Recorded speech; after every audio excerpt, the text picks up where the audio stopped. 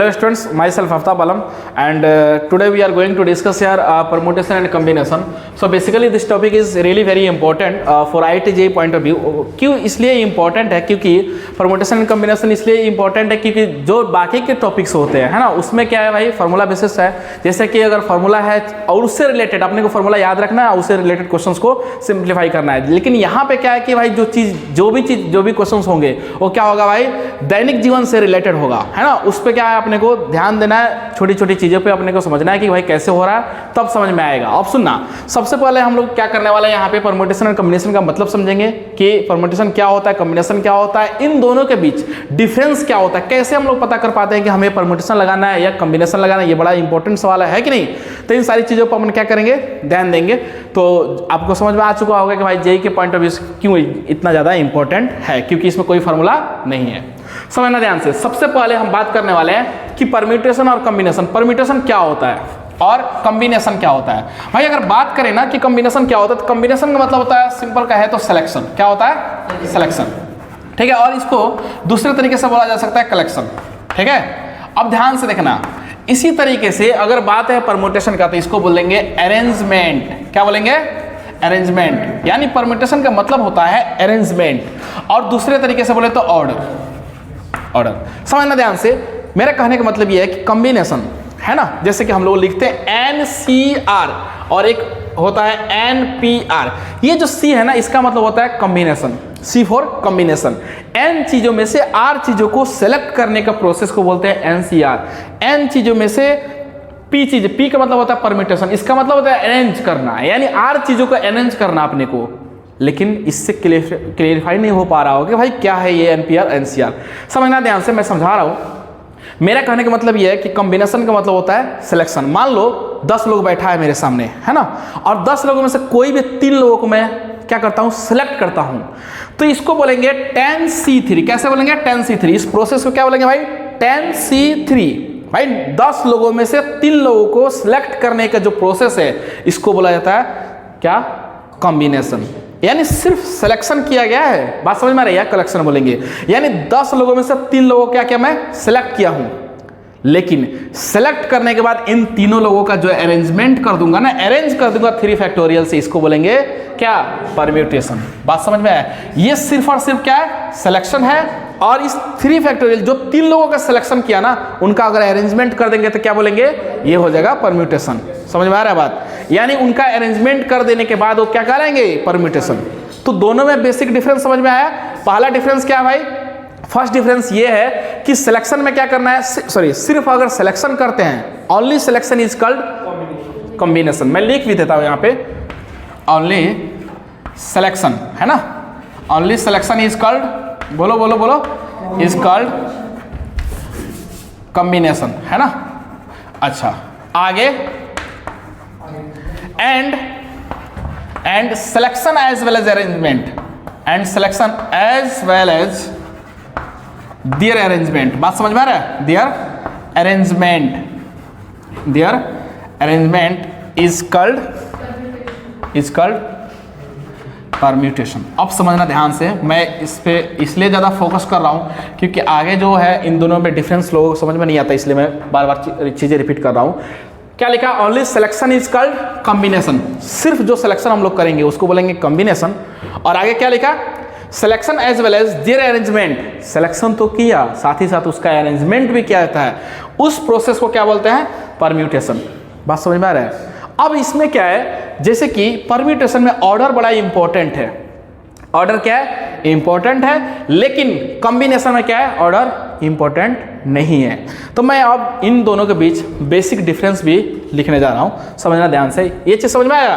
क्या लिखा है? Only selection is called combination and selection as well as the arrangement. Selection तो किया, साथ ही साथ उसका अरेंजमेंट भी करा देंगे ना, तो उसको बोलेंगे परम्यूटेशन। अब समझना, इन दोनों के बीच थोड़ा सा डिफरेंस भी करते हैं, समझना ध्यान से। मैं लिखता हूं यहां पे, सबसे पहले क्या लिखेंगे? परम्यूटेशन है ना। क्या लिखा? परम्यूटेशन। और इधर लिखा कॉम्बिनेशन, ठीक है, कॉम्बिनेशन। अब समझना इन दोनों के बीच का डिफरेंस, चीजें समझना भाई। परम्यूटेशन का मतलब होता है क्या? अरेंजमेंट, ऑलरेडी लिखा हुआ है। कॉम्बिनेशन मतलब क्या होता है? सिलेक्शन। क्या इसमें ऑर्डर इंपॉर्टेंट होता है? हाँ, ऑर्डर इंपॉर्टेंट होता है। तो लिखेंगे order is important here, order is important here. बात समझ में आ रहा है? क्या इसमें ऑर्डर इंपॉर्टेंट होता है? ऑर्डर नहीं होता, सिर्फ सिलेक्शन करते हैं, अरेंजमेंट नहीं होता इसमें। तो इसमें लिखेंगे order is not important here, order is not important here. बात समझ में आया? अब देखना, अगर ऐसा मैं बोल दूं कि 10 लोगों में 3 लोगों को सिलेक्ट करना है, तो 10 लोगों में से 3 लोगों को सिलेक्ट करने का जो तरीका होगा क्या होगा? 10C3। बात समझ में आ रहा है? तो इसको बोलेंगे क्या? सॉरी, 10C3 तो किया, ये सिलेक्शन किया, लेकिन साथ ही साथ इन तीनों का अरेंजमेंट करवा दिया ना, तो ये हो गया परम्यूटेशन, यानी अरेंजमेंट किया गया है। यहां पे क्या लिखेंगे? 10C3। तो क्या अगर दूसरे तरीके से मैं बोल दूं ऐसा, NCR, इसका मतलब क्या है? R चीजों को सिलेक्ट किया गया, N डिफरेंट चीजों में से R चीजों को सिलेक्ट किया गया है। बात समझ में आ रहा है? लेकिन अगर यहां पे जब हम लिखेंगे ना, तो इसको ऐसे लिखेंगे NCR इंटू में R का फैक्टोरियल, और इसी को बोला जाता है NPR। बात समझ में आया? ये NCR क्या है? N डिफरेंट चीजों में से R डिफरेंट चीजों को सिलेक्ट करने का जो तरीका होता है उसको बोलते हैं NCR। लेकिन R चीजों को जो सिलेक्ट किया ना N चीजों में से, उसको अरेंजमेंट कर देंगे ना, तो हो जाएगा NPR। बात समझ में आया? तो ये हो गया परम्यूटेशन, ये हुआ सिलेक्शन। अब देखना, बड़ा इंपॉर्टेंट बात है यहाँ पे, ये जो अरेंजमेंट वाला खेल है ना, ये चीज समझ में जल्दी से नहीं आता। अगर मैं ऐसा लिख देता हूं, मान लो हमारे पास एग्जांपल के तौर पर मैं समझाने की कोशिश करूंगा, ठीक है? मान लो A, B और 3C, ठीक है? इसी तरीके से मैं यहां पे लिखता हूं ABC, ABC, ठीक है? अब मैं इसको अगर जैसे कि ABC को लिखने का कितने तरीके होंगे? ABC जो है, इन 3 एलिमेंट्स जो लिया ABC, 3 लेटर्स, इसको लिखने का जो तरीका वो क्या हो सकता है बताओ? अगर हम लिखेंगे ऐसा लिख सकते हैं AB या BC या CA। इसी तरीके से क्या लिखेंगे? फिर BA, क्या लिखेंगे? बोलो बोलो। इसको BA भी लिख सकते हो, इसको लिखोगे CB, इसको क्या लिखोगे? AC। लिख सकते हो कि नहीं लिख सकते हो? हाँ, क्यों लिखेंगे? क्योंकि बोला गया है कि यहाँ पे जो ऑर्डर है इंपॉर्टेंट होता है, ऑर्डर कर मतलब जो इसका ऑर्डर इज इंपॉर्टेंट है, इसका बोला गया कि नहीं, यानी ऑर्डर जो है ना यहाँ पे इंपॉर्टेंट है। क्यों? समझना ध्यान से भाई। 3 लोग थे ABC, इनका अरेंजमेंट जो है, मेरे सामने 3 लोग खड़ा है, मैं इनका अरेंजमेंट कितने तरीके से कर सकता हूं? देखना, मैं 2 को बुलाया ना, मान लो A और B को बुलाया, ऐसा भी हो सकता है वो जो बैठाया ना, मान के चलो 3 लोग जो मेरे सामने हैं, उनमें से 2 लोगों को मैं बैठाया, तो AB को बैठाया, हो सकता है BA भी तो हो सकता है ना, अपना सीट जो है जो रिप्लेस कर ले, यानी अरेंजमेंट उनका क्या हो सकता है? BA। तो AB BA। इसी तरीके BC CB, CA AC। कितने वेज हुए? अगर 3 नंबर्स हैं यहाँ पे, सॉरी 3 लेटर से ABC, तो कितने? 3 फैक्टोरियल, इसका मतलब क्या होता है? 6 वेज। और 6 वेज, ये समझ में आ रहा है? लेकिन यहां पे समझना, इसी को अब सेलेक्ट करना अपने को, कॉम्बिनेशन में कैसे लिखते हैं। तो देखना, AB क्या लिखोगे? BC और CA, सिर्फ और सिर्फ 3 वेज होगा। क्यों होगा? कौन बताएगा हमको? कैसे होगा 3 वेज? क्योंकि यहां पे ऑर्डर इंपॉर्टेंट नहीं होता है भाई। AB जो लिखा ना, अब इसको BA नहीं लिख सकते। क्यों? सिर्फ सिलेक्शन करवाना है, अरेंजमेंट नहीं करना है। यहाँ पे सिर्फ सिलेक्शन किया, AB 3 लोग थे, हम 2 को कोई सिलेक्ट कर लिया, लेकिन उसका अरेंजमेंट नहीं करेंगे, तभी तो इसको बोलते हैं कॉम्बिनेशन या सिलेक्शन प्रोसेस। समझ रहे हो ना? तो 2 को AB को बुलाया तो AB, BC BC CA, लेकिन उसको रिवर्स नहीं करेंगे क्योंकि ऑर्डर इंपॉर्टेंट होता ही नहीं है। यहाँ पे ऑर्डर इंपॉर्टेंट होता है। अगर 2 लोगों को बुलाया तो उसका अरेंजमेंट भी करवाएंगे, 2 लोगों को बुलाया अरेंजमेंट किया, 2 लोगों को बुलाया उसको रिवर्स घुमा देंगे। तो 6 तरीका हुआ, 3 तरीका हुआ। बात समझ में आ रहा है? तो ये बेसिक डिफरेंस हुआ कि परम्यूटेशन और कॉम्बिनेशन क्या होता है, इसको कैसे समझते हैं। परम्यूटेशन का मतलब होता है अरेंजमेंट, कॉम्बिनेशन का मतलब होता है सिलेक्शन। ठीक है? परम्यूटेशन में क्या होता है भाई? ऑर्डर इंपॉर्टेंट होता है, इसमें ऑर्डर इंपॉर्टेंट नहीं होता। देखो कहाँ ऑर्डर इंपॉर्टेंट हो रहा है, AB AB ही है, BA नहीं लिख सकते। अगर BA लिख दोगे तो इसके लिए सिमिलर माना जाएगा। क्यों? अरेंजमेंट नहीं करना है ना। समझ रहे हो बात? हाँ, लेकिन यहाँ पे ऑर्डर चेंज होना जरूरी है। AB लिखा था तो BA भी लिख सकते हो, अरेंजमेंट करवाना है ना अपने को। तो ये चीज समझ में आ गया। एक ये हुआ कि NPR लिखो या NCR इंटू R फैक्टोरियल, ये दोनों का मतलब सेम होता है। इसी तरीके से अगर लिखो NCR तो ये भी मतलब सेम है। ये क्या है? ABC लिखा तो AB BA, BC CB, है ना? इसी तरीके CA AC। ये 6 तरीका हुआ, ये 3 तरीका हुआ। बात समझ में आ रहा है? अब हम लोग क्वेश्चन की तरफ मूव करते हैं। देखना, जो फर्स्ट क्वेश्चन है, अब इसमें जैसे फर्स्ट क्वेश्चन तो देखेंगे, लेकिन इसमें कुछ इसका बेसिक रूल है ना, उसको हम लोग पहले डिस्कस करेंगे। क्या डिस्कस करने वाले हैं? बेसिक रूल को। सबसे पहले हम लोग समझेंगे कि यहाँ पे एडिशन रूल क्या होता है और मल्टीप्लीकेशन रूल क्या होता है। समझना, सबसे पहले मैं क्या करने वाला हूँ, डिस्कस करने वाला हूँ एडिशन रूल। क्या डिस्कस होगा भाई? Addition rule. अब जो परम्यूटेशन एंड कॉम्बिनेशन के अंदर जो है ना, एडिशन रूल क्या होता है और मल्टीप्लिकेशन रूल क्या होता है, इसका बहुत इंपॉर्टेंट रोल है यहाँ पे। इसलिए इंपॉर्टेंट रोल है क्योंकि पूरा टॉपिक्स में हमें यही तो देखना है कि भाई मल्टीप्लाई करना है और जैसे कि ऐड कब करना है और मल्टीप्लाई कब करना है ना। तो समझना, मल्टीप्लिकेशन रूल इसी तरीके से एक एडिशन रूल और मल्टीप्लिकेशन रूल मैं लिख रहा हूँ। मल्टीप्लिकेशन बोलो बोलो बोलो रूल है ना। इसमें अपन डिस्कस किए होंगे ऑलरेडी, समझना ध्यान से इसमें क्या होता है, एडिशन रूल और मल्टीप्लिकेशन रूल क्या होता है। मैं इसको ऐसे ही समझाता हूं। जैसे मान लो एक वर्क है ए, क्या है? इफ ए वर्क ए, एक काम है ए जिसको m डिफरेंट तरीके से किया जाता है। कितने तरीके से? m डिफरेंट तरीके से, ठीक है। एक वर्क बी है जिसको n डिफरेंट तरीके से किया जाता है। कितने तरीके से? n डिफरेंट तरीके से काम किया जाता है। ए काम को m तरीके से काम किया जाता है, इसी तरीके से जो बी काम है उसको n डिफरेंट तरीके से काम किया जाता है। अब एक सी काम है, एक सी वर्क सी को क्या करना है? कंप्लीट करना है। यानी एक काम सी है जिसको क्या करना है? कंप्लीट करना है। लेकिन वर्क सी कंप्लीट तब होता है जब वर्क ए और बी कंप्लीट होता है। क्या बोल रहे हैं? Work A, either of A और बी। इसका मतलब समझ में आया? Either of A and B. इसका मतलब ये होता है या तो ए हो या बी हो, या वर्ड आ रहा है ना, यानी और। यानी कहने का मतलब ये है, देखो और एंड में डिफरेंस क्या होता है। अगर हम बोले ना कि भाई इन दोनों में जो लोग दो लोग सामने बैठा है, इसमें अगर हम बोल दे ऐसा कि दोनों को कल आना है, दोनों को कल आना है, या ऐसा हम बोल दे कि या तो तुम आ जाना या तुम आ जाना, ठीक है। इसमें फर्क है, इसमें फर्क ये है या तो तुम आ जाओ तब भी हो जाएगा या तुम भी आ जाओगे तभी, यानी या दोनों आ जाओ। मतलब और के कंडीशन में क्या होता है? चॉइस होता है हमारे पास, या तो ये काम हो जाए या ये काम हो जाए।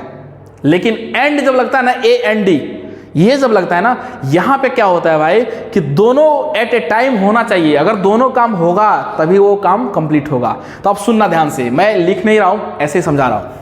क्या है? जो वर्क सी है वो कंप्लीट तब हो रहा है जब वर्क ए और बी हो रहा है। तो क्या हम सी को लिख सकते हैं m प्लस n? बताओ क्यों क्यों क्यों m प्लस क्यों किए? प्लस इसलिए किए क्योंकि ये वाला या तो ये हो या तो ये, मतलब मेरे पास चॉइस आएगा ना जब भी आगे से क्वेश्चन में और लगा होगा चॉइस।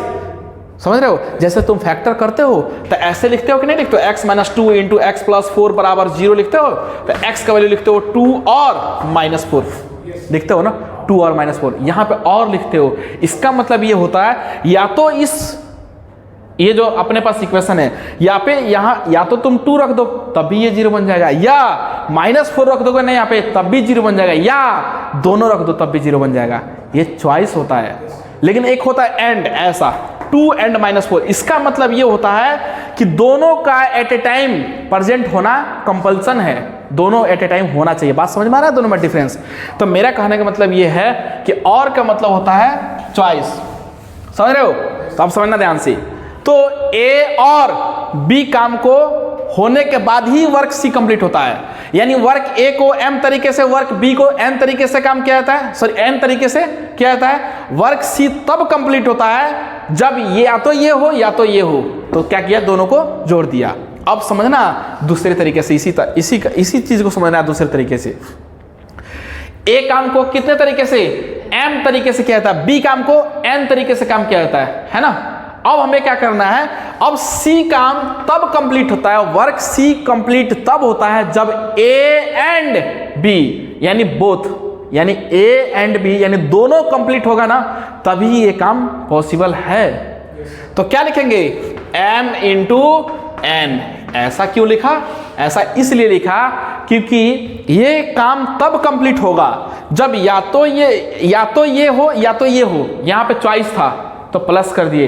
अब वो ऐसा चॉइस नहीं है, दोनों कंप्लीट होगा ना तभी ये काम कंप्लीट होगा। तो उसके लिए क्या करना पड़ेगा? मल्टीप्लाई करना पड़ेगा। बात समझ में आ रहा है? यानी दोनों काम, यानी कोई एक होने से अगर काम हमारा हो जाता है तो प्लस लगाएंगे, अगर दोनों के करने के बाद ही काम कंप्लीट होगा, या ऐसा उल्टा भी बोल सकते हैं कि एक के करने से कंप्लीट अगर नहीं होता है तो नहीं करेंगे। मल्टीप्लिकेशन रूल क्या बोलता है कि भाई एक वर्क ए है जिसको m तरीके से किया जाता है, वर्क b है जिसको n तरीके से किया जाता है, वर्क c कंप्लीट तब होता है जब a और b मतलब दोनों एक साथ कंप्लीट होने के बाद वर्क c कंप्लीट होता है। तो एंड आ रहा है ना, a एंड b, तो क्या करेंगे, मल्टीप्लाई करेंगे, यानी दोनों का होगा तभी ये होगा। इसमें क्या था, चॉइस था ना, या तो ये हो या तो ये हो, तो प्लस कर देंगे। बात समझ में आ रहा है? हाँ, तो जैसे यहाँ पे लिखते हैं ना 2 और -4, उसी तरीके से यहाँ पे, तो ये चीज बेसिक था बात कि भाई ये एडिशन रूल और मल्टीप्लिकेशन रूल क्या होता है। प्लस कब करना है, जब हमारे पास चॉइस हो, या तो ये काम हो जाए, या तो ये काम हो जाए, या तो ये काम हो जाए। बात समझ में आ रहा है? तो ये हो गया हमारे पास एडिशन रूल और मल्टीप्लिकेशन रूल का कंसेप्ट। बात समझ में आया? अब हम लोग नेक्स्ट क्वेश्चन के एक क्वेश्चन की तरफ मूव करते हैं। फर्स्ट क्वेश्चन देखते हैं कि एडिशन रूल और सब्ट्रैक्शन रूल मल्टीप्लिकेशन रूल से रिलेटेड क्वेश्चन देखते हैं। यहां तक समझ में आ गया ना? ठीक है, अब देखना फर्स्ट क्वेश्चन देखना। यहाँ पे जो फर्स्ट क्वेश्चन है हमारा क्या है, यहाँ पे क्वेश्चन है जैसे कि मान लो 3 प्लेस है हमारे पास A B C। A से B जाने तक कितने रास्ते हैं? 4 वेज। मैं लिख देता हूं 4 वेज, 4 तरीके हैं। इसी तरीके से B से C जाने के कितने तरीके? बोलो बोलो, 3 वेज। भाई A से B जाने के 4 रास्ते हैं, B से C जाने के लिए कितने रास्ते हैं? 3 रास्ते हैं। अब समझना, फर्स्ट क्वेश्चन इसमें दे रखा है in how many ways can be go from A to C। अपने को क्या जाना है? A से C तक जाना है। कितने सारे तरीके होंगे अपने को ये बताना है। दूसरा क्या है? In how many ways can be go from A to C। A से C तक तो गए and back to A without using the same. बात कहने का मतलब ये है, हमारे पास क्वेश्चन क्या है कुल मिलाकर मैं यहाँ पे लिखता हूँ, देखना ध्यान से समझना। ठीक है, अपने पास क्वेश्चन ये था, एक प्लेस A है, एक प्लेस B है, ठीक है, इसी तरह से एक प्लेस C है। A से B जाने के रास्ते कितने हैं? बोलो बोलो, 4 रास्ते। B से C 3 रास्ते हैं। समझना ध्यान से। फर्स्ट इसका कंडीशन ये है कि A से B जाना है। क्या बोला? In how many ways can we go from A to C। कितने सारे रास्ते होंगे A से C पहुंचने के? समझना क्या भाई, एक प्लेस A है, प्लेस B है, प्लेस C है। A से C जाना है तो कितने सारे रास्ते होंगे अपने पास, ये बताना है। बताओ कितना होगा भाई? यहां से तो यहां सीधे दिख रहा है 4 वेज, यहां से यहां 3 वेज। बताओ कितने सारे तरीके होंगे? कैसे समझना ध्यान से। क्या अब समझना, ये 4 इंटू, सबसे पहला तरीका तो ये है कि हम लिख देंगे number of ways, number of ways. ठीक है, क्या होगा भाई? टोटल नंबर ऑफ वेज क्या होगा? A से C जाने का। A से C जाने के लिए हमारे पास जो टोटल रास्ते होंगे वो होंगे 4 इंटू 3, यानी 12 तरीके होंगे। नंबर ऑफ वेज कितना होगा भाई? 12। कैसे पता चला? बड़ा सिंपल है, देखना ध्यान से। अगर A से B जाएंगे कितने तरीके? 4। B से C जाने के 3 तरीके हैं। क्या C जाने के लिए क्या बिना B के पहुंच पाओगे? नहीं जाओगे ना। समझ रहे हैं मेरा बात? भाई अगर C जाना है, इससे होके गुजरना पड़ेगा। इसका मतलब ये है कि ये सारे के सारे रास्ते कैसे है? कंपलसरी है, इससे होके ही गुजरना पड़ेगा। तो 4 रास्ता तो ये हो गया, 3 रास्ता ये हो गया। मल्टीप्लाई क्यों किया गया ये समझ में आ गया होगा। क्यों? क्योंकि बिना B से गुजरे हुए C नहीं पहुंच सकते हो। तो 4 इंटू 3 12 हो जाओ। ये हुआ मेथड 1। मेथड 2 क्या हो सकता है? किस तरीके से हम लोग इसी चीज को दूसरे तरीके से समझ सकते हैं, देखना ध्यान से। मेथड 2 मैं समझाने की कोशिश कर रहा हूं, समझना। मेथड 2 ये होगा, A से C जाना है। देखना मैं क्या करता हूं, इस रास्ते को इख्तियार करता हूं। देखना A से B पहुंचा, क्या हुआ? A से B कितने सारे तरीके हैं? A से B मैं लिखता हूं, देखना ध्यान से 1। पहले देखो 4 रास्ते हैं A से B जाने का, मैं किसी एक रास्ते से गया, इस रास्ते से गया, एक तरीका। लेकिन जब यहां B पहुंचे तो कितने सारे रास्ते हैं B से C जाने का? 3 तरीके हैं। या तो तुम इससे जाओ, इससे जाओ, इससे जाओ, तो 1 इंटू 3। बात समझ में आया? अब देखना चॉइस है ना भाई, यहां तो पहुंच गए। या तुम ऐसे भी कर सकते हो कि इस रास्ते से तुम गए होगे, हो सकता है इस रास्ते से गए, A से B पहुंचे, और लेकिन फिर B के पास पहुंचने के बाद तुम्हारे पास 3 चॉइस है अभी भी, तो 1 इंटू 3। या ऐसा भी तो हो सकता है कि तुम इस रास्ते से गए होगे। अगर इस रास्ते से गए होगे तो क्या किए होगे? बोलो बोलो, 1 इंटू, यहां पहुंचने के बाद फिर से तुम्हारे पास 3 चॉइस है, 1 इंटू 3। या ऐसा भी हो सकता है कि तुम इस रास्ते से तो गए और जैसे ही B पे पहुंचे तो बी से सी पहुंचने के लिए तुम्हारे पास 3 रास्ते हैं अभी भी। तो क्या हो जाएगा भाई, बोलो बोलो, 1 × 3। और अगर तुमको यकीन ना आए, तुम देख के जोड़ के देख लो कितना आता है, 12 आता है। तो यानी 12 वेज होगा। बात समझ में आया? तो इस तरीके से भी कर सकते हो भाई। इस रास्ते से गए, हम पहुंच गए बी के पास, और बी के पास पहुंचते ही हमारे पास 3 चॉइस है, किसी एक रास्ते से भी अख्तियार कर सकते हैं। तो 1 × 3 भाई, तुमको जाने के लिए, यहाँ जाने के लिए किसी ना किसी रास्ते से जाना ही पड़ेगा। तो 1 × 3। अगर यहाँ से यहाँ इस रास्ते से तुम आए होगे तो एक तरीका तो ये हुआ, यहाँ पहुंचने के बाद कितना तरीका, 3। फिर इस यहाँ से यहाँ इस तरीके से आए तो एक तरीका, 1 × कितना, 3, इस तरीके से। बात समझ में आ रहा है? तो कितने नंबर ऑफ वेज हो गया, 12 तरीके। यहाँ तो कोई दिक्कत समझ में आया? नेक्स्ट क्वेश्चन की तरफ मूव करते हैं। देखना नेक्स्ट क्वेश्चन क्या था, in how many ways can we go from A to C and back to A without using same path. बोला गया है क्वेश्चन में, नेक्स्ट क्वेश्चन में, कि ए से सी तो जाना है, सी से ए वापस आना है, लेकिन जिस रास्ते से जाना है ना उस रास्ते से वापस नहीं आना है, without using the same path. बोला गया है ना क्वेश्चन में कि भाई जिस रास्ते से आप जाओ उस रास्ते से नहीं आना है वापस। तो अब देखना ध्यान से, मैं क्वेश्चन नंबर 2 की बात कर रहा हूं भाई। ए से बी गया, बी से सी, और सी से फिर कहां जाओगे, बी जाएंगे, और बी से कहां, ए। भाई रिवर्स ऑर्डर चलेगा ना, ए से बी पहुंचा, बी से सी पहुंचा, सी से बी गया, बी से ए आया, तभी तो जाके काम कंप्लीट होगा। ऑप्शन ना, क्यों? क्योंकि बोला है इसमें कि ए से सी जाना है, सी से ए वापस आना है, लेकिन जिस रास्ते से तुम जाना उस रास्ते से वापस मत आना। तो समझना ध्यान से, ए से बी जाने के कितने तरीके, 4, बी से सी 3। अब समझना, बी से सी जाने के 3 रास्ते थे हमारे पास, और जब लौटेंगे ना वापस तो सी से बी आने के कितने तरीके हैं, 2 तरीके बचेंगे, 3 नहीं होगा। क्यों नहीं होगा, बोलो बोलो बोलो? 3 इसलिए नहीं होगा क्योंकि 3 रास्ते तो थे, उसमें से तुम किसी ना किसी रास्ते से गए होगे, एक रास्ते से। तो जिस रास्ते से गए होगे, ऐसा तो है नहीं कि एट ए टाइम तीनों रास्ते से गए होगे, किसी एक रास्ते से गए होगे, और जिस रास्ते से गए हैं उस रास्ते से वापस नहीं आना है। समझना, बी से सी जाने के लिए कितने रास्ते, 3। मान लो तुम इस रास्ते से गए, क्या इस रास्ते से आ सकते हो, नहीं, वापस आते टाइम इस रास्ते से नहीं आना, इससे आना है या इससे आना है। कितने सारे तरीके, 2।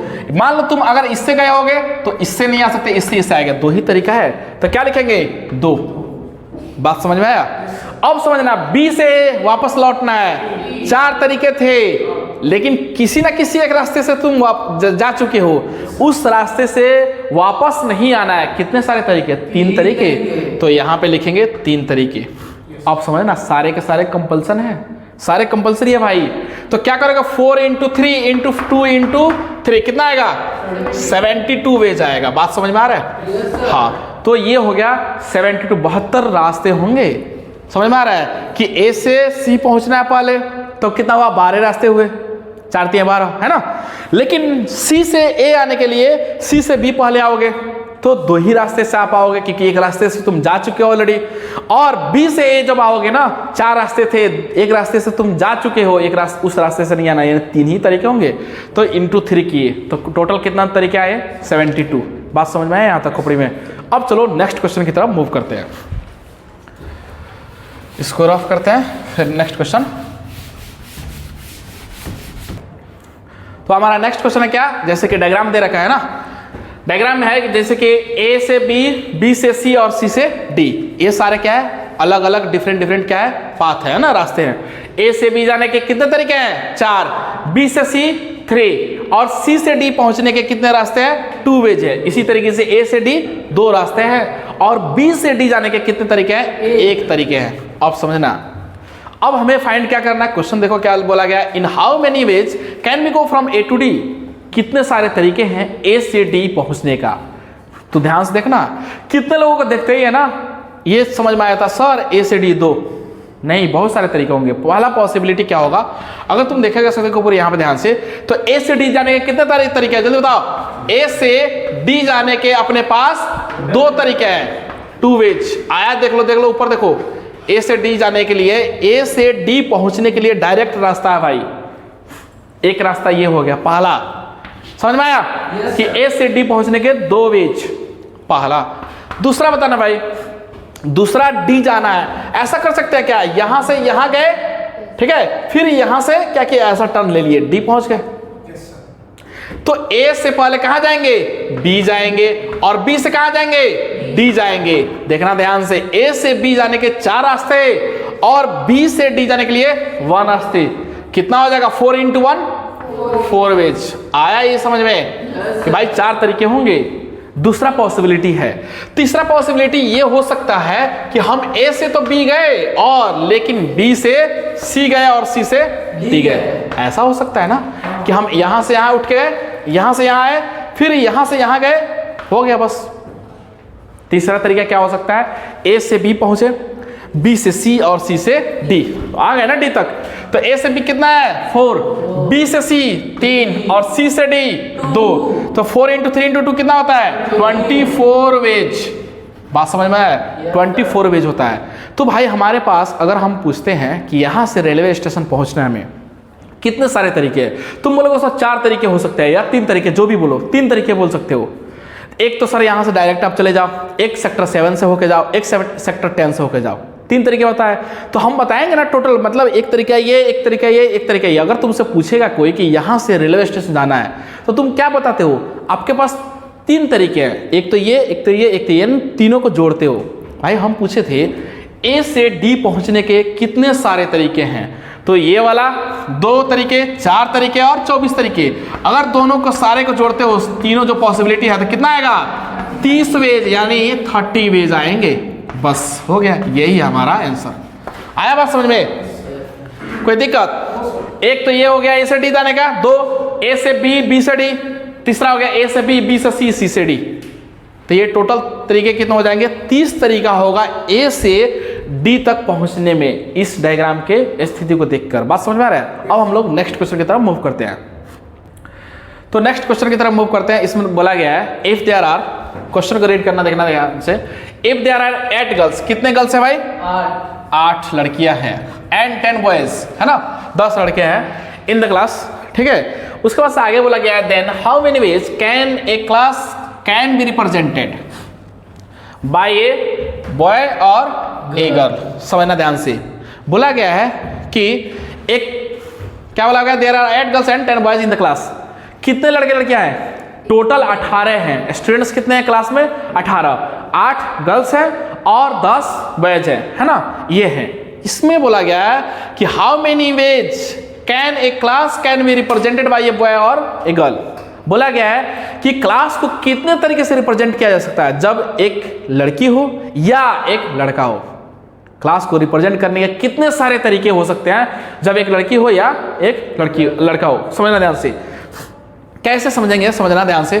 क्लास को रिप्रेजेंट करने के लिए कंडीशन क्या दिया गया है, या तो एक लड़का हो या एक लड़की हो, यानी क्लास रिप्रेजेंट तब होगा कम से कम या तो एक लड़की या लड़का हो। तो भाई हमारे पास कितने टोटल है स्टूडेंट्स, 8 गर्ल्स है, ठीक है, और बॉयज कितने हैं, 10 बॉयज हैं। क्या तुम बताओ, इस 8 लड़की में से कोई एक भी लड़की आएगी तो हमारा क्लास रिप्रेजेंट होगा कि नहीं होगा? हाँ, हो जाएगा। बोला तो है। कैसे ये चीज समझ में आता है सर? यहाँ पे देखो, यहाँ ये जो बोला है ना, ये बड़ा खतरनाक चीज है ये। और का मतलब क्या हुआ, या तो एक लड़की आ जाए या एक लड़का आ जाए, क्लास रिप्रेजेंट हो जाएगा। बात समझ में आ रहा है? तो देखो कितने हैं, 8 लड़कियां हैं, तो भाई अगर एक लड़की आ जाएगी क्लास रिप्रेजेंट हो जाएगा, हाँ हो जाएगा।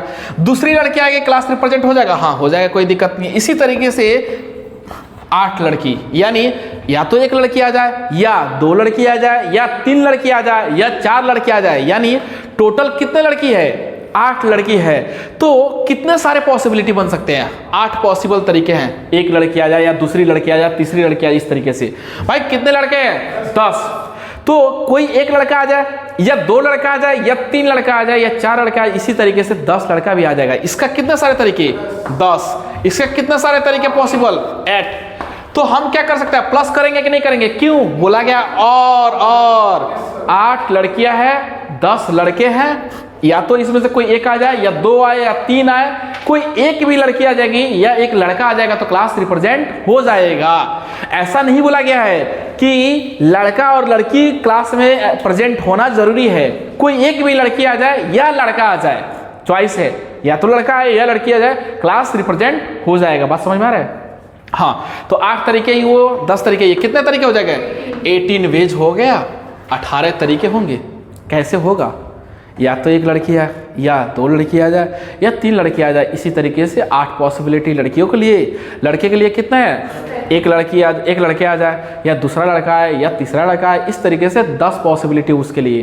टोटल पॉसिबिलिटी कितना बन गया? 18 आया। बात समझ में आया?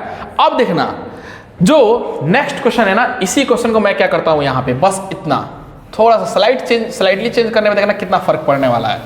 मैं क्या किया, यहाँ पे एंड लगा दिया। समझना ध्यान से, यहाँ पे क्या लगाया? And a girl. बात समझ में आया? तो अब इसमें क्वेश्चन को रीड करना। अब इस क्वेश्चन में जमीन आसमान का फर्क आ गया। पहले था और, अब है एंड। दोनों में बहुत फर्क है, कोई सिमिलरिटी नहीं है। समझना ध्यान से।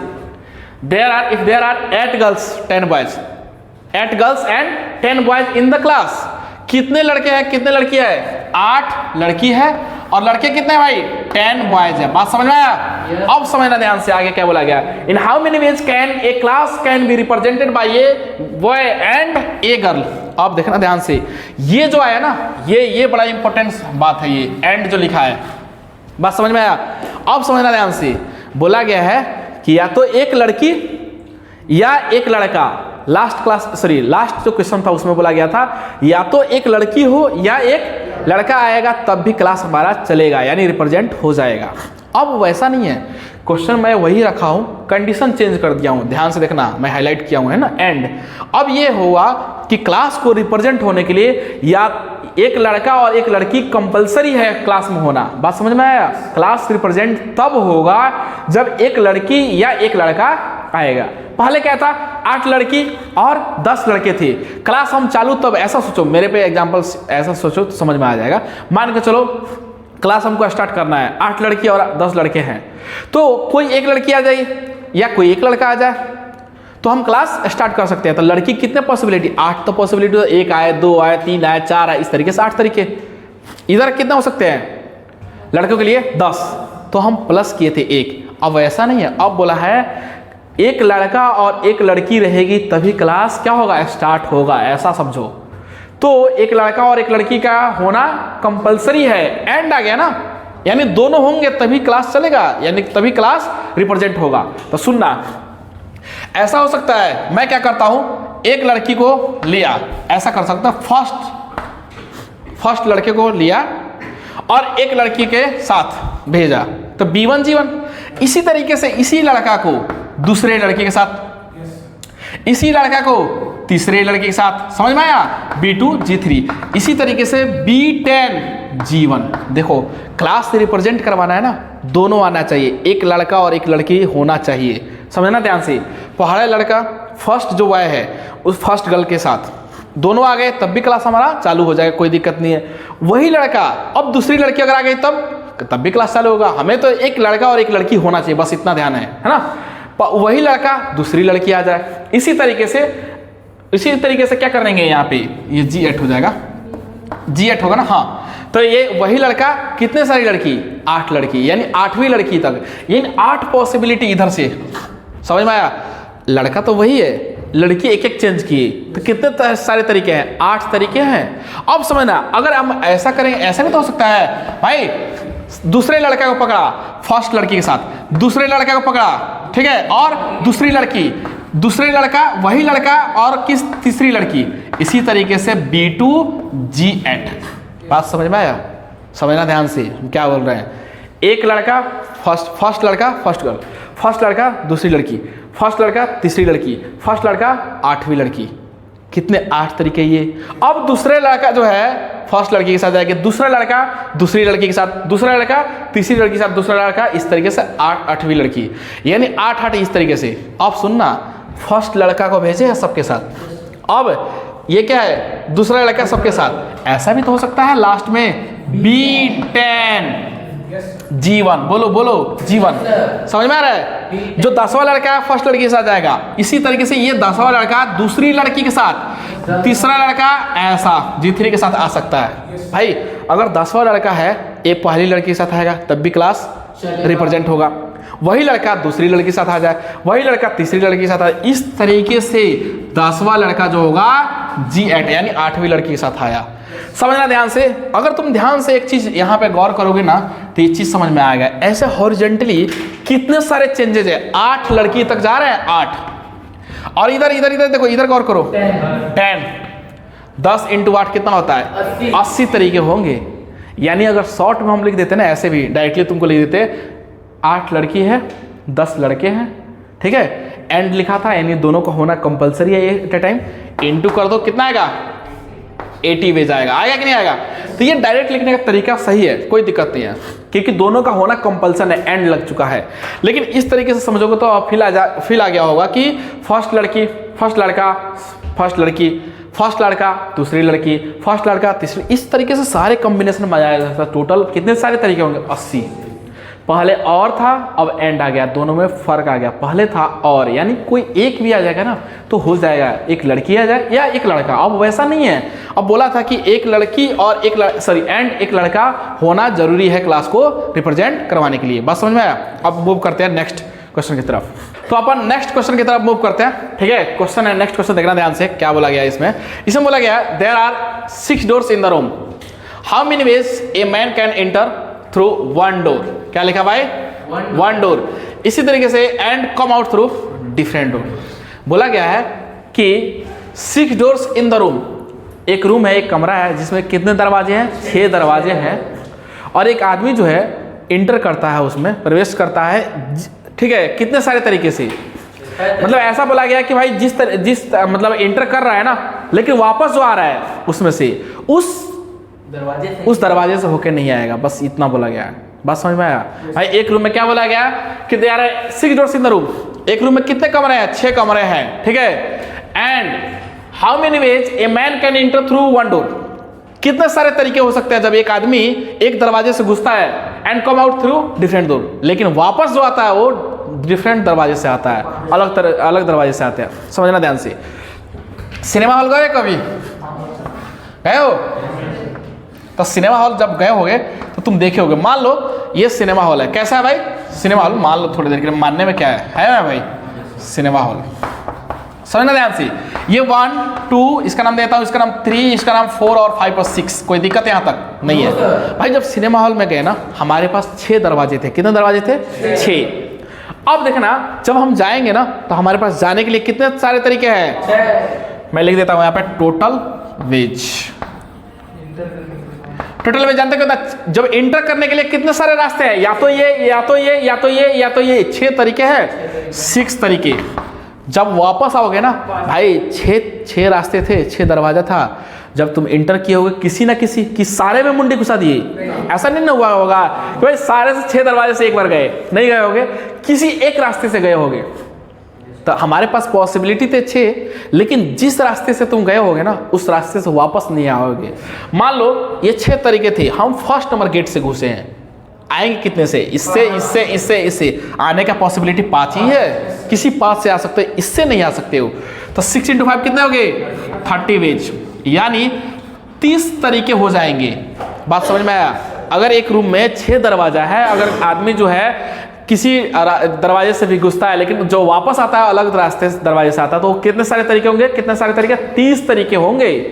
लेकिन फील नहीं आ रहा होगा कैसे, ये समझ में तो आ रहा होगा भाई। 6 तरीके, 6 दरवाजे हैं, किसी एक से भी गया, ठीक है। तो जाने की तो पॉसिबिलिटी 6 है, आने की पॉसिबिलिटी 5 है, क्योंकि किसी एक से गया होगा तो उससे वापस नहीं आएगा। ये 30 तरीका होगा। लेकिन समझना ध्यान से। मान लो हम लॉक करते हैं, देखना कैसे लॉक करेंगे भाई। इसको लॉक कर दिया कि 1 से इंसान इंटर किया, और जब 1 से इंटर जब तुम कर रहे हो, 1 से इंटर जब कर रहे हो, वापस आने का बताओ। 1 से इंटर किए, वापस किसके साथ आ सकते हो, 2 से। 1 से गए होगे, वापस किससे आओगे, 3 से। 1 से गए किससे वापस, 4 से। 1 से गए 5 से आना, 1 से गए 6 से आना। 1 से 1 नहीं हो सकता, क्यों, उसी रास्ते से गए, उसी रास्ते से वापस थोड़ी ना आना है, डिफरेंट डोर से आना है, ऐसा बोला गया है। अब मान लो दूसरे रास्ते से हम गए, किस रास्ते से गए भाई, दूसरे रास्ते से। इस रास्ते से मान लो इंटर किए हैं, तो जब इससे गए होंगे तो आएंगे किससे, 1 से भी आ सकते हैं। जब इससे गए होंगे तो 3 से आ सकते हैं। इससे गए होंगे तो किससे आएंगे, 4 से ऐसे आ सकते हैं। 2 से गए होंगे तो 5 से आएंगे, 2 से गए होंगे तो 6 से आ सकते हैं। 2 से 2 नहीं चलेगा, क्यों भाई, उसी रास्ते से गए, इस रास्ते से वापस नहीं आ सकते।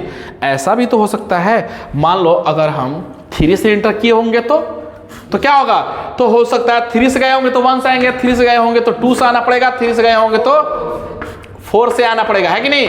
3 से अगर गए होंगे तो 5 से आना पड़ेगा, 3 से गए होंगे तो 6 से आना पड़ेगा। बात समझ में आया। इसी तरीके से देखना ध्यान से, अगर दूसरा कलर ले लेते हैं, अगर मान लो हम 4th डोर से गए होंगे तो 4th से अगर गए होंगे तो 1 से आ सकते हैं, 4th से गए होंगे तो दूसरा से आ सकते हैं, 4th से गए होंगे तीसरा से आ सकते हैं, 4th से गएंगे चौथा से नहीं आ सकते हैं, 5वां से आ सकते हैं, 4th से गए 6 से आ सकते हैं, है कि नहीं।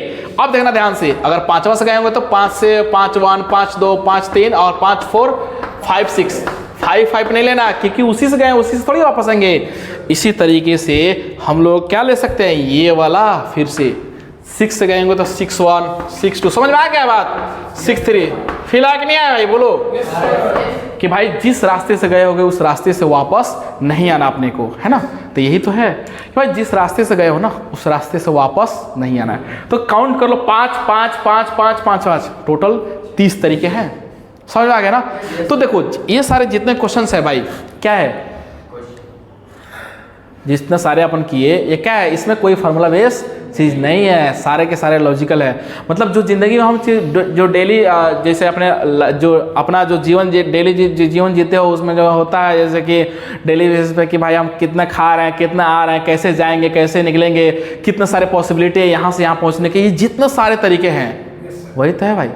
दैनिक जीवन में जो भी होता है वही सब है, उसी तरीके से सोचना है। अच्छे रास्ते हैं तो हमें जाना है तो हमारे पास 6 तरीके हैं, वापस आने के लिए एक रास्ते से जिससे गए होंगे उससे वापस नहीं आएंगे तो 5 ही तरीका होगा।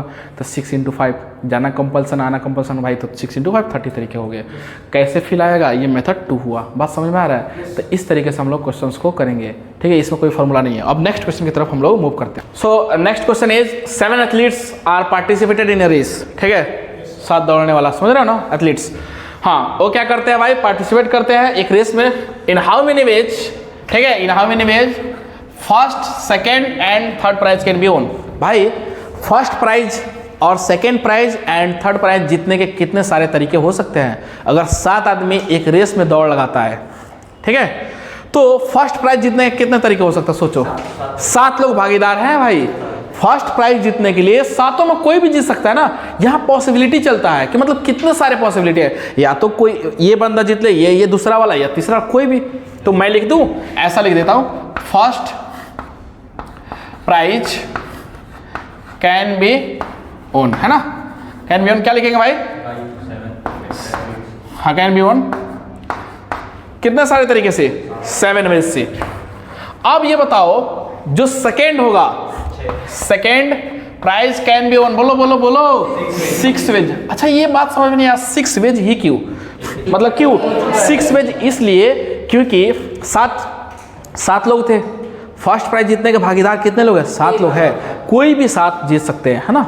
लेकिन अब सेकेंड प्राइज जीतने के लिए 6 लोग ही बचेंगे, क्यों, फर्स्ट प्राइज तो जीत के आएगा ना भाई। फर्स्ट प्राइज किसी एक को ही मिलेगा, कि ऐसा होगा फर्स्ट प्राइज 7 लोगों को मिल जाएगा, किसी एक को मिल गया, बचा कितना, 6 लोग। तो सेकेंड प्राइज के लिए 6 लोग भागीदार होंगे, तो 6 लोग।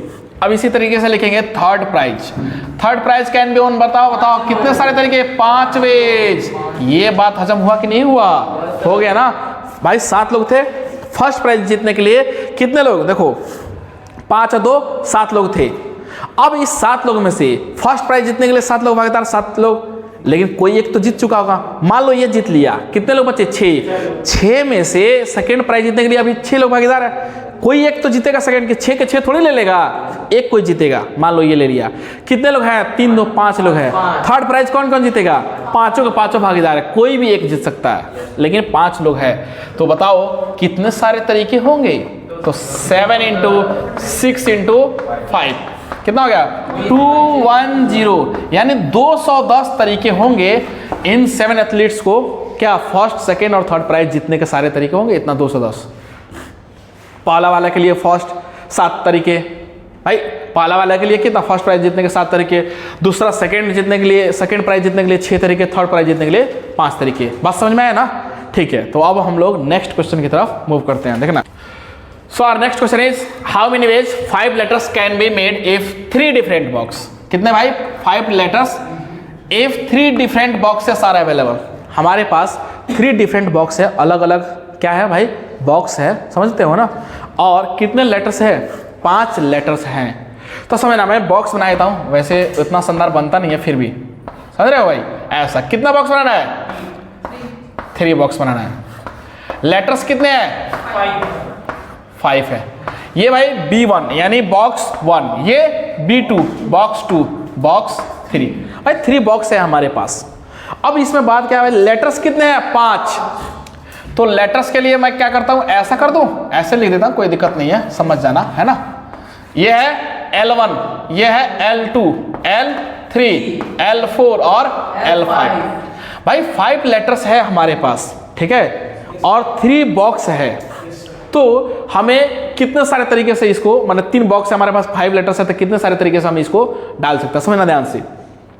इस फर्स्ट लेटर के लिए, फर्स्ट लेटर को इस बॉक्स में, भाई हमारे पास कितने चॉइस है पहला लेटर को डालने के लिए। ऐसा तुम नहीं कर सकते हो कि 5 लेटर उठाए और एक ही बॉक्स में डाल दिए, ऐसा नहीं कर सकते हो। तुम बोलोगे सर 5 लेटर को या तो इसमें डाल दो, या इसमें डाल दो, या इसमें डाल दो। भाई अगर या वाला आ गया ना, तो 5 इसमें डाल दिए, या 5 इसमें, या 5 इसमें, भाई 5 ये डाल दिए तो फिर 2 खाली हो जाएगा ना। ऐसा थोड़ी होता है कि सारे के सारे लेटर एक ही में पटक दिए, ऐसा नहीं होगा। हम लोग क्या करेंगे, पहला लेटर को उठाएंगे। मान के चलो हमारे पास 3 बॉक्स है, हम लेटर उठाए, 5 लेटर हमारे पास, फर्स्ट लेटर को उठाएंगे। जब ऐसा उठाएंगे तो हमारे पास चॉइस कितना है, 3। फर्स्ट लेटर को जाने का, या तो इसमें चले जाए, या इसमें डाल सकते हो, या इसमें डाल सकते हो, ये हो गया चॉइस। ऐसा नहीं करेंगे, देखना भाई 3 हमारे पास बॉक्स है और हम क्या किए, गए ऐसे उठाए सारे लेटर ऐसे फेंक के चले, ऐसा थोड़ी करना है, नहीं करना है ना। ध्यान से देखना, ये कंफ्यूजन होता थोड़ा सा यहाँ पे। फिर दूसरा तरीका ऐसा है कि हम सेकेंड लेटर को, पहला लेटर तो हम किसी एक में डाल दिए होंगे, किसी एक में, लेकिन 3 तरीके थे, किसी एक में डाले जाएगा। दूसरा को पकड़ेंगे, या तो हमारे पास चॉइस क्या है, या तो इसमें, या इसमें, या इसमें चला जाए। तो पहला वाला जो लेटर है उसका कितने तरीके थे, 3। दूसरा वाला जो लेटर है इसको या तो इसमें, या बॉक्स 2 या बॉक्स 3, 3 तरीके हैं। सुनना, इसी तरीके से जो तीसरा लेटर है, अब तीसरा लेटर जब लेंगे तो तीसरा लेटर भी कितने सारे तरीके हैं हमारे पास, या तो बॉक्स फर्स्ट में, या सेकेंड बॉक्स, या थर्ड बॉक्स में जाएगा।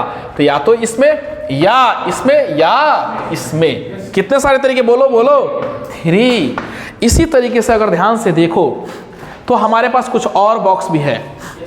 ये वाला बॉक्स, सॉरी लेटर कितना, 4th लेटर को या तो तुम इसमें भेजो, बॉक्स 1, बॉक्स 2 या बॉक्स 3, कितने सारे तरीके, 3 चॉइस उसके पास भी है। इसी तरीके से लास्ट वाला देखोगे तो इसके पास आ जा, या इस बॉक्स में, या इस बॉक्स में, कितने सारे तरीके, 3 सारे तरीके हैं। तो क्या लिखेंगे, 3 की पावर 5। इतने सारे तरीके होंगे इस लेटर को बॉक्स में रखने के, समझ रहे हो बात।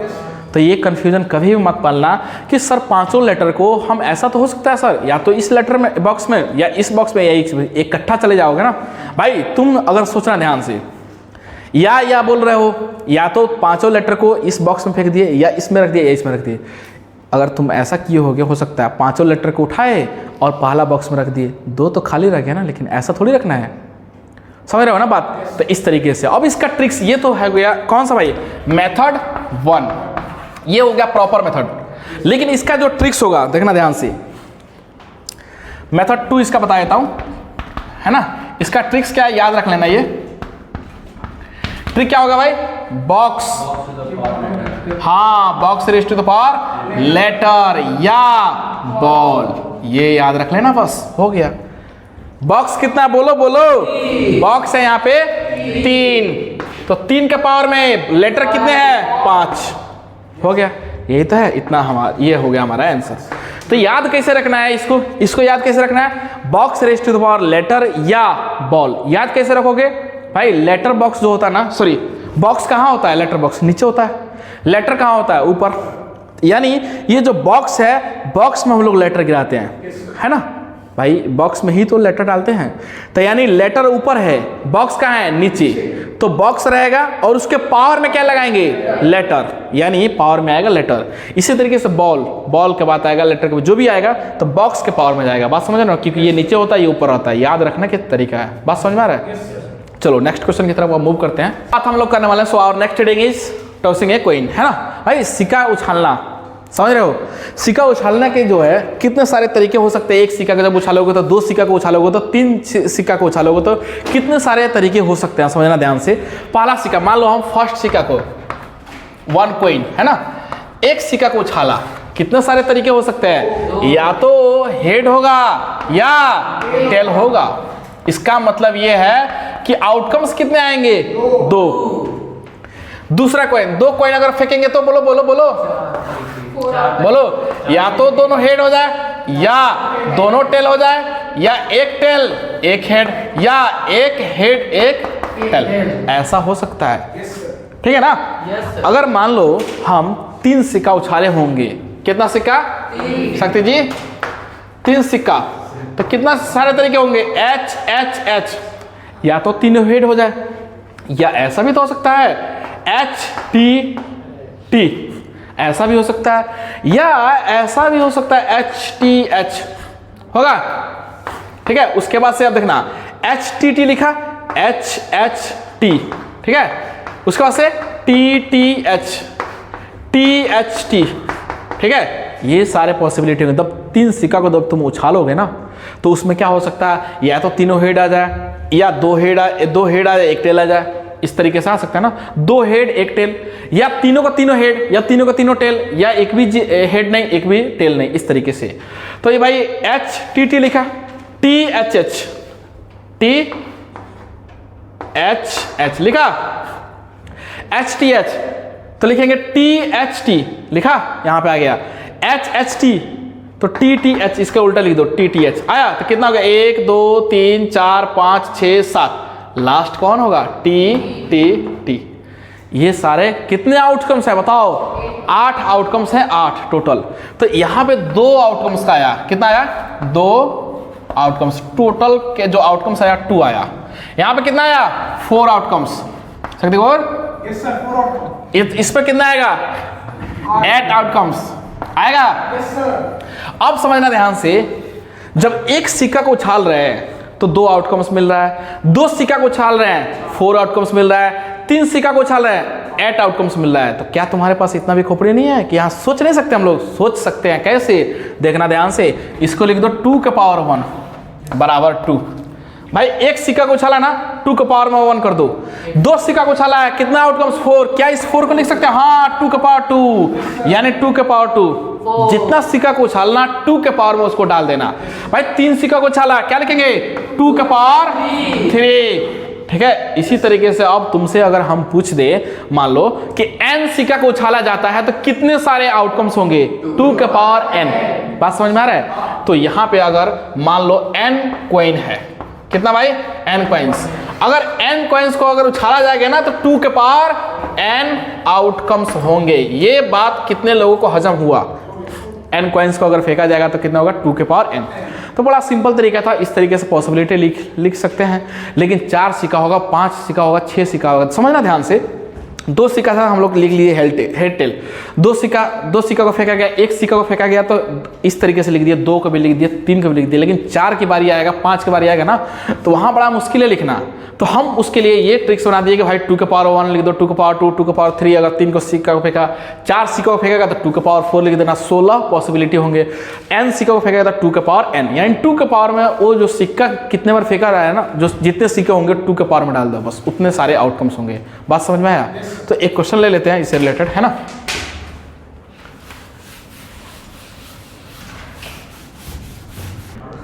So our next question is, if a coin is tossed 5 times, एक सिक्का को कितने बार उछाला जा रहा है, बोलो 5 बार, ठीक है। Then find the number of outcomes, कितने सारे आउटकम्स होंगे।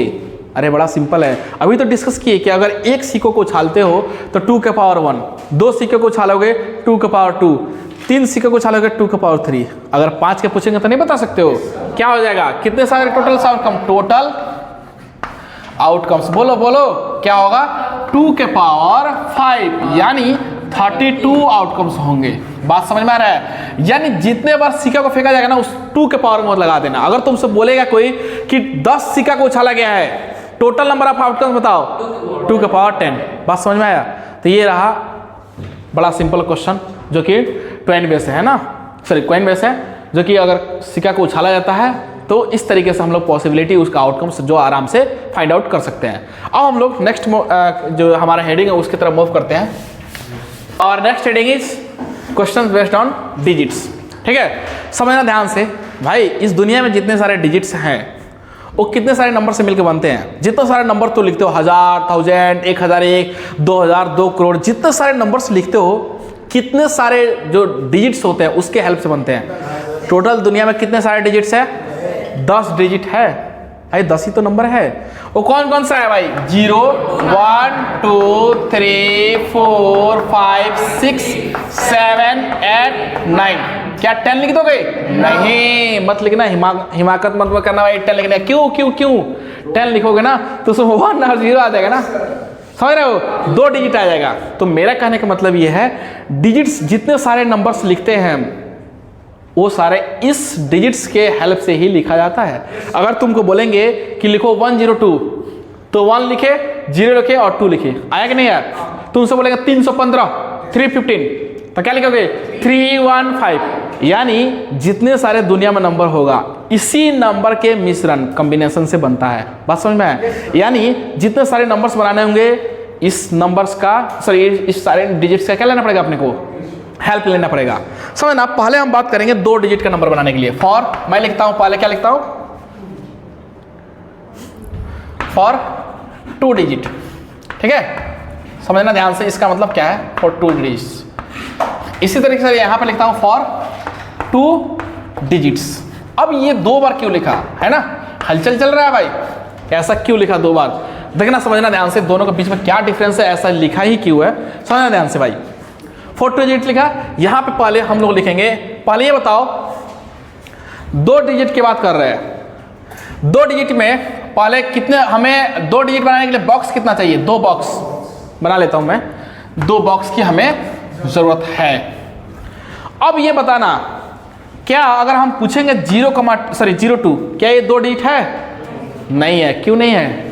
अरे 0 आ गया ना, ये 2 ही है। अपने आप को यहाँ पे क्या बेवकूफ नहीं बनाना है भाई, ये 2 ही तो है, एक ही डिजिट है। ये 0 लिखने से कोई फायदा नहीं है। इसका मतलब एक बात तो समझ में आ गया कि कोई भी डिजिट, यानी 2 डिजिट बनाने के लिए, 3 डिजिट बनाने के लिए 0 फर्स्ट प्लेस पे नहीं आना चाहिए। अगर फर्स्ट पोजीशन में 0 आ जाएगा ना तो फिर वो एक माइनस हो जाएगा। यानी 2 डिजिट का अगर तुम लिखना चाहते हो, 0 यहाँ पे लिख दोगे तो 2 डिजिट नहीं रहेगा, कितना? 1 डिजिट हो जाएगा। बात समझ में आया? तो 0 तो नहीं लिखना।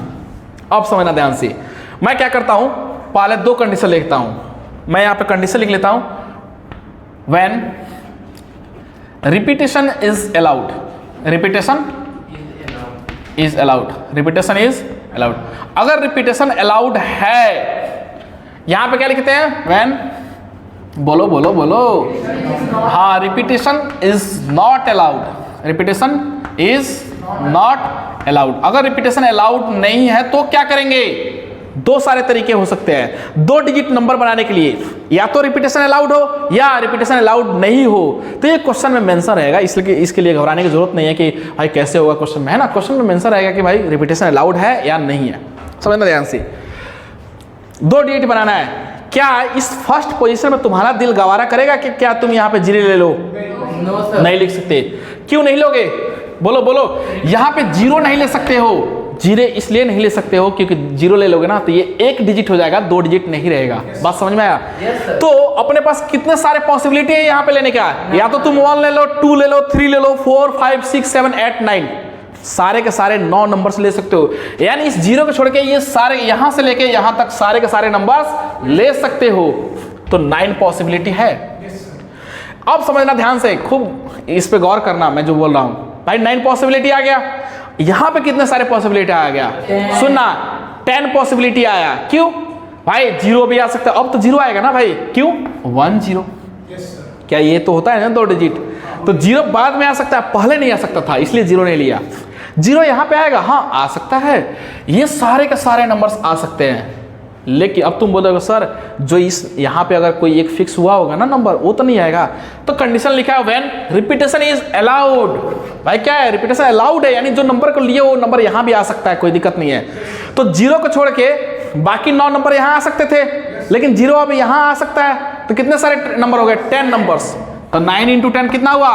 90 वेज हुआ, 90 वेज हुआ। और ये तुमको फील लेंगे कि आता कैसे, समझना ध्यान से। 90 तरीके हो गए। रिपीटेशन जब अलाउड था, रिपीटेशन अगर अलाउड नहीं होगा तो देखना, when repetition is not allowed, repetition allowed नहीं होगा तो समझना ध्यान से। क्या यहाँ पे जीरो आएगा? जीरो तो किसी भी सूरत में नहीं आ सकता, जीरो तो आना ही नहीं है भाई, रिपीटेशन अलाउड हो या नहीं हो, जीरो नहीं आएगा। जीरो क्यों? क्योंकि एक डिजिट बन जाएगा, बात समझ रहे हो? जीरो तो फर्स्ट पोजीशन पे नहीं आएगा, तो जीरो यहाँ पे नहीं आया। कितने सारे पॉसिबिलिटी है? 9। यहाँ पे 9। क्यों क्यों क्यों क्यों? क्योंकि इसलिए हाँ 81 एज हो गया, समझना ध्यान से। क्योंकि यहाँ पे जीरो नहीं आया, 9 सारे नंबर्स थे, 1 से लेके 9 तक कोई भी नंबर ले सकते हो, लेकिन अब वो जीरो आ सकता है, हाँ आ सकता है। यानी उस जीरो को मिला के 10 नंबर हमारे पास है। लेकिन भाई जो नंबर यहाँ पे, एक तो नंबर तुम फिक्स कर दिए होगे ना, मान लो हम 6 को फिक्स कर दिया यहाँ पे, तो 6 को छोड़ के कितने सारे नंबर हुए? 9 का 9 आ सकता है ना, तो सोच रहे जीरो, जीरो आ सकता है। क्यों? जीरो आने से क्या दिक्कत है? 1 0 देखो, या 6 0, हाँ कोई दिक्कत नहीं, जीरो बाद में आ सकता है। यानी यहाँ पे, लेकिन यहाँ पे क्या था कि रिपीटेशन अलाउड था, जो नंबर आप फिक्स कर रहे हो उस नंबर यहाँ भी आ सकता है वो नंबर। अब यहाँ पे क्या मसला हो गया, ये जो नंबर यहाँ फिक्स करोगे ना, कोई तो एक नंबर आया होगा, जीरो को छोड़ के 9 नंबर थे, 9 में से एक यहाँ फिक्स हो गया, कितना नंबर बचा? 8। तो 9 में से एक माइनस हो गया तो कितना? 8 नंबर यहाँ आ सकते हैं, लेकिन जीरो भी तो आ सकता है ना। अब तो 8 प्लस 1 कितना हुआ? 9। 81 एज। यकीन नहीं हो रहा? देख लो ध्यान से, देखना 10 11 12 कहाँ तक? 99 तक, 10 से लेके 99 कितने सारे नंबर होंगे? 90। कितने सारे? 90 वेज हो गए, 90 सारे तरीके होंगे। अब इसमें जानते हो कौन कौन आया है? 1 1 आया है, 9 9 आया है, 8 8 आया है, 7 7 आया है। यानी रिपीटेशन दोनों डिजिट पे हुआ है। देखो कितने सारे तरीके, 90 तरीके आए थे कि नहीं आए थे जब रिपीटेशन अलाउड था। यानी यहाँ 1 यहाँ 1, यहाँ 2 यहाँ 2, 3 3 4 4 6 6 7 7, सारे के सारे रिपीटेशन वाला नंबर आ सकता है। तो 90 तरीके आए थे। अब जानते हो यहाँ पे रिपीटेशन अलाउड नहीं है, यानी 1 1 नहीं आना चाहिए, 2 2 नहीं आना चाहिए, 3 3 नहीं आना चाहिए, 4 4, ये सारे जो नंबर्स रिपीट हो रहे हैं ना वो नंबर्स आने नहीं चाहिए 2 डिजिट में। तो टोटल 90 वेज था, उसमें से वो नंबर्स घटा दो ना जो रिपीट हो रहा है, 1 1 2 2 3 3 4 4, ये सारे 9 नंबर घटा दो। तो 90 में से 9 घटा हुआ तो कितना आएगा? 90 - 9 81। बात समझ में आया? जब रिपीटेशन अलाउड नहीं है तो 2 डिजिट का नंबर कितना आएगा? 81। जब रिपीटेशन अलाउड होगा तो कितना आएगा? 90। समझ में भी आ गया होगा, तुम ऑलरेडी समझ सकते हो कि अच्छा ऐसा है, 10 से लेके 99 तक 2 डिजिट के नंबर होते हैं, 10 से स्टार्ट होता है कि नहीं होता है? यहीं से स्टार्ट होता है 2 डिजिट 11 99 पे जाकर रुकेगा। ये सारे 90 तरीके हैं जब रिपीटेशन अलाउड है। लेकिन 1 1 तो इसमें आया, 2 2 भी आया है, इसमें 3 3 भी आया है। रिपीटेशन अलाउड नहीं होगा तो उस नंबर को माइनस करेंगे, 81 तरीके आया। बात समझ में आ गया ना? तो ये बड़ा इंपॉर्टेंट कंसेप्ट था, जब रिपीटेशन अलाउड होगा, जब रिपीटेशन अलाउड नहीं होगा। आधा लोगों को हजम होता ही नहीं है कि ये हो कैसे रहा है। बात समझ में आया? ठीक है, अब इससे रिलेटेड क्वेश्चन हम लोग करने वाले हैं।